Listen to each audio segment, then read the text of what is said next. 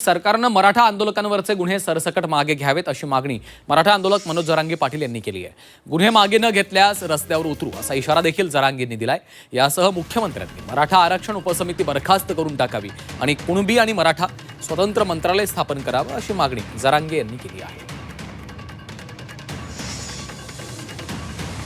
खोटे गुन्हे दाखल करतात हे उपसमितीला समजत नाही का? विभागीय आयुक्ताला सांगून विभागीय अहवाल घ्यायचा, महाराष्ट्रातल्या सगळ्या विभागीय स्तरावरचे अहवाल घ्यायचे, गुन्हे मागे घ्यायचे, खटले कोणते प्रलंबित आहेत न्यायालयात ते पटापट त्याचा तोडगा काढायचा. हे कळत नाही का तुम्हाला?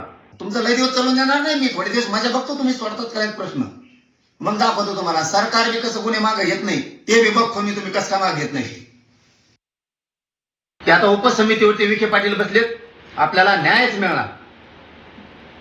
तुम्ही चाललेलं आहे नुसतं पुढच्या वाड्यात. आम्ही तुमचं काही ऐकून घेतलं म्हणजे का तुम्ही मराठ्यात वादा लावून देणार का? आता ते पश्चिम महाराष्ट्राला जी आर का काढला नाही? काय कारण आहे तुमचं जी आर नाही काढायचं? कोणता मराठा उपसमितीचा अध्यक्ष झाला तुम्ही? मुख्यमंत्र्यांनी ती बरखास्त करून टाकावं उपसमिती. अध्यक्ष नको, उपाध्यक्ष नको, कुणबी आणि मराठा सेपरेट मंत्रालय स्थापन करा म्हणजे आमचे प्रश्न मार्गी लागतील.